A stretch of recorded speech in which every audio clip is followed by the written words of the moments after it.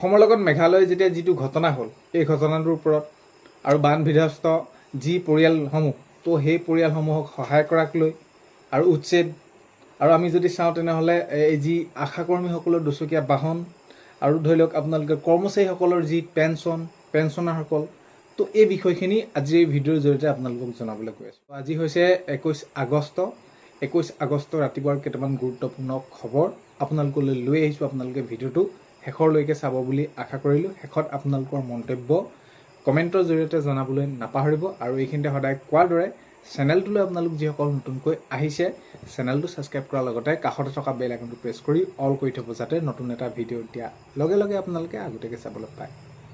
আৰু ভিডিঅ'টো ভাল পালে লাইক এটা কৰি দিব আৰু শ্বেয়াৰ কৰি দিব বুলি আশা কৰিলোঁ। এতিয়া খাচী ছাত্ৰ সন্থাই কৰা অত্যাচাৰ আমি মানি ল'ব নোৱাৰোঁ। এতিয়া অসমৰ সকলো জনসাধাৰণে সকলোৱে দল সংগঠনে তেওঁলোকে মন্তব্য কৰিছে যে যিটো ঘটনা হ'ল, যিটো ঘটনা তেওঁলোকে কৰিব নালাগিছিলে, তো এই ক্ষেত্ৰত আমি এই অত্যাচাৰ মানি ল'ব নোৱাৰোঁ বুলি সকলোৱে মন্তব্য কৰিছে। অখিল গগৈ ডাঙৰীয়াই মন্তব্য কৰিছে। অখিল গগৈ ডাঙৰীয়াই কৈছে যে মই প্ৰতিশ্ৰুতি দিছোঁ শিৱসাগৰৰ প্ৰতিটো বানাক্ৰান্ত পৰিয়ালক মই ক্ষতিপূৰণ দিয়ামেই। অৰ্থাৎ চৰকাৰৰ ফালৰ পৰা যি বিসংগতি হৈছে, চৰকাৰে যি 15,000 টকা দিয়াক লৈ বা ঘৰ দিয়া এই খেলিমেলি যিসমূহ বিভ্ৰান্তি হৈ আছে, যিবোৰ খেলিমেলি হৈ আছে, তো এই সকলোখিনি ভালকৈ হ'ব লাগিব।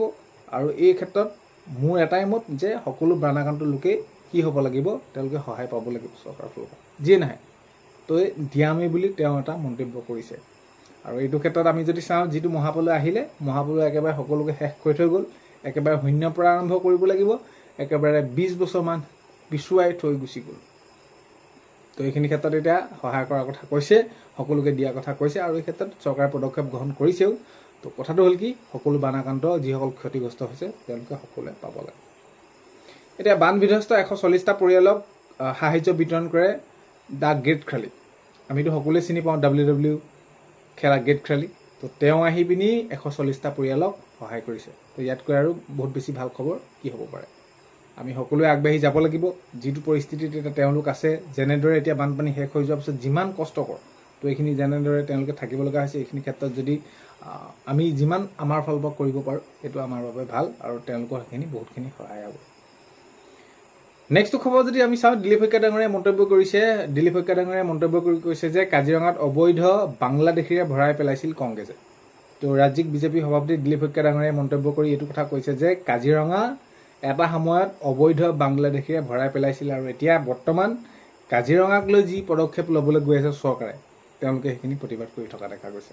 তো এনেকুৱা ধৰণৰ মন্তব্য কৰা দেখা গৈছে। নেক্সটটো খবৰ যদি চাওঁ, মেঘালয়ত কেৱল দল সংগঠন থকা নাই, আমাৰ অসমতো আছে। আমি এইদৰে পদক্ষেপ ল'বলৈ বেয়া পাওঁ, কাৰণ কেলৈ আমি এইবিলাক কাৰ্য ভাল নাপাওঁ। বিকাশ অসম ডাঙৰীয়াই মন্তব্য কৰিছে। বিকাশ অসম ডাঙৰীয়াই কৈছে যে তেওঁলোকে আছোঁ বুলি ভাবিলে নহ'ব, আমিও আছোঁ সংগঠন, কিন্তু কথাটো হ'ল কি, সকলোখিনি সমাধান মীমাংসাৰে হ'ব লাগে ভালকৈ। চৰকাৰে পদক্ষেপ গ্ৰহণ কৰক, এইদৰে মন্তব্য কৰা দেখা গৈছে। আৰু এতিয়া এই ধাৰাসাৰ বৰষুণৰ ফলত যিটো মহাপ্ৰলয় হ'ল, বৰষুণটো এবাৰতো একেবাৰে গুচাই নাই। তো এতিয়া আকৌ ৰাজ্যৰ প্ৰান্তে প্ৰান্তে বৰষুণ হোৱাৰ সম্ভাৱনা আছে। বতৰ বিজ্ঞানে এনেদৰে মন্তব্য কৰা দেখা গৈছে। বিধায়ক ৰেকিবুদ্দিন আহমেদ ডাঙৰীয়াই মন্তব্য কৰিছে যে আমাক দিনে দিনে সকলোৱে হেঁচা দি ধৰিছে। আজি যদি নাগালেণ্ডে কিবা এটা কৰিছে ভূমি বিবাদক লৈ, কাইলৈ অৰুণাচলে কৰিব, আজি মেঘালয়ে কৰিছে।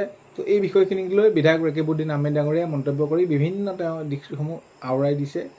তো এইখিনি কৈছে যে তেওঁলোকে এইখিনি এতিয়া কি কৰিছে, আমাক হেঁচা মাৰি ধৰিছে, এইদৰে মন্তব্য কৰা দেখা গৈছে। গুৱাহাটীত এতিয়া ভূমাফিয়াত দপদপনি, ভূমাফিয়াই কৰিছে যি আপোনালোকে গমে পায়, প্ৰাক্তন মুখ্যমন্ত্ৰী প্ৰফুল্ল কুমাৰ মহন্ত ডাঙৰীয়া যি মাটি, তাত সেইখিনি তাতে দপদপনি চলাইছে আৰু আৰক্ষী বিষয়াক যেতিয়া নেকি খবৰ দিয়া গ'ল, আৰক্ষীৰ ওপৰতো কি কৰা হৈছে, অত্যাচাৰ কৰা দেখা গৈছে। গেছৰ যদি আপোনালোকে এতিয়াও EKYC কৰি লোৱা নাই, অতি সোনকালে আপোনালোকে EKYCটো কৰি ল'ব, নহ'লে আগন্তুক সময়ত আপোনালোকৰ বহুতখিনি অসুবিধা হ'ব পাৰে। তো এতিয়া আপোনালোকে 23 তাৰিখলৈকে EKYC কৰাৰ আপোনালোকৰ সময়সীমা আছে, অতি সোনকালে আপোনালোকে এইখিনি কৰি ল'ব। আৰু বান সাহায্য নামত যদি আমি চাওঁ, বহুতো লোকে পোৱা নাই। এই ক্ষেত্ৰত বহুতো ঠাইত তেওঁলোকে প্ৰতিবাদ কৰিছে, দাবী জনাইছে যে আমাৰ সঠিক যিসমূহ পৰিয়াল আছে, বানাক্ৰান্ত লোকসকল আছে, আমি এতিয়াও পোৱা নাই আৰু উচিত তেওঁ যিটো ক্ষতিপূৰণ চৰকাৰে দি আছে আমি সকলোৱে পাব লাগে বুলি মুখ্যমন্ত্ৰী মহোদয়ে জনাইছে। মুখ্যমন্ত্ৰী মহোদয়ক অৱগত কৰিছে, মুখ্যমন্ত্ৰী মহোদয়ক জনাইছে। আৰু উচ্ছেদক লৈ মুখ্যমন্ত্ৰী মহোদয়ে জনাইছে ৰাজ্যত উচ্ছেদ হ'বই। যোৱা সময়ছোৱাত আমি 1.5 লাখ বিঘা ভূমিত উচ্ছেদ কৰিছিলোঁ আৰু আগন্তুক সময়ত আমি কি কৰিম, প্ৰায় 5 লাখৰ পৰা 6 লাখ বিঘাত উচ্ছেদ কৰিবলৈ আমি সেইখিনি চেষ্টা কৰিম। চৰকাৰী বিজ্ঞাপন, ADRE, শিক্ষক, স্বাস্থ্য, পুলিচ, তো এই সকলোখিনি বিভাগ অতি সোনকালে আমি কি কৰিম 2027 প্ৰথম ভাগৰে বিজ্ঞাপন মুকলি কৰি দিবলৈ চেষ্টা কৰিম। আৰু এই বিষয়খিনি এতিয়া যি সকলোখিনি বিভাগ তো আমি এতিয়া প্ৰমোচনৰ কাম কৰি আছোঁ। 26ত সেইখিনি শেষ হ'ব, 27ৰ পৰা আমি বিজ্ঞাপন মুকলি কৰিম বুলি মুখ্যমন্ত্ৰী মহোদয়ে ইতিমধ্যে জনাইছে। আত্মনিৰ্ভৰশীল আঁচনি তৃতীয় সংস্কৰণৰ ক্ষেত্ৰত আপোনালোকে বহুতভাগে জানিব বিচাৰিছিলে কেতিয়ালৈ কি কৰিব। তৃতীয় সংস্কৰণৰ ক্ষেত্ৰত মই আপোনালোকক জনাব বিচাৰিছোঁ এইখিনি পলম হ'ব, মুখ্যমন্ত্ৰী মহোদয়ে ইতিমধ্যে জনাইছে। আৰু এই কাৰণে পলম হ'ব যে যিসমূহ এতিয়াও আগতে পাবলৈ আছে, প্ৰথম দ্বিতীয় তৃতীয় এইখিনি দ্বিতীয়খিনিৰ ক্ষেত্ৰত তেওঁলোকক দিয়া হ'ব, তাৰপিছতে দিয়া হ'ব। চৰকাৰী ঘৰ বহুত বেছি ভাল খবৰ। চৰকাৰী ঘৰ অতি সোনকালে পাবলৈ গৈ আছে। যিসকলৰ ঘৰত জিঅ'টেক কৰিলে, জিঅ'টেক কৰাৰ পাছত এতিয়া আপোনালোকৰ যাৰ ঘৰত আকৌ ভেৰিফিকেশ্যন সেইখিনি কৰা হৈছিলে তেওঁলোকৰ চৰকাৰী ঘৰ পাব, অতি সোনকালে পাব। আশা কৰ্মীসকলৰ দুচকীয়া বাহনক লৈ এতিয়া কেবিনেটে যি সিদ্ধান্ত গ্ৰহণ কৰিছিলে কেতিয়ালৈ দিব, এইখিনি কেতিয়ালৈ কাৰ্যকৰী কৰা হ'ব, অতি সোনকালে এইখিনি কাৰ্যকৰী কৰা হ'ব। এই যিটো সমস্যা আহিলে আপোনালোকেতো গম পাইছে, মহাপ্ৰলয় যেনেকুৱা ধৰণৰ যি হ'ল, তো এইখিনি অলপমান আমাৰ পিছুৱাই গৈ আছে। তো এতিয়া আশা কৰ্মীসকলৰ দুচকীয়া বাহনৰ ক্ষেত্ৰত অতি সোনকালে সেইখিনি কি কৰিব দিয়া হ'ব বুলি মন্তব্য কৰিছে। এতিয়া মীৰা বৰঠাকুৰ ডাঙৰীয়ানীয়ে এটা মন্তব্য কৰিছে যে মুখ্যমন্ত্ৰীলৈ এটাই প্ৰশ্ন, সকলোতে যে আমাৰ অসমৰ মানুহে কিয় মাৰ খাবলগীয়া হয় এইটো প্ৰশ্ন কৰিছে। সকলো ফালৰ পৰা, নাগালেণ্ডৰ ফালৰ পৰা হওক, অৰুণাচলৰ ফালৰ পৰা হওক, মেঘালয়ৰ ফালৰ পৰা হওক, তো আমি কিয় মাৰ খাব লগা হয় এইটো প্ৰশ্ন কৰিছে। মুখ্যমন্ত্ৰীয়ে উত্তৰ দিব লাগে বুলি তেওঁ মন্তব্য কৰা দেখা গৈছে।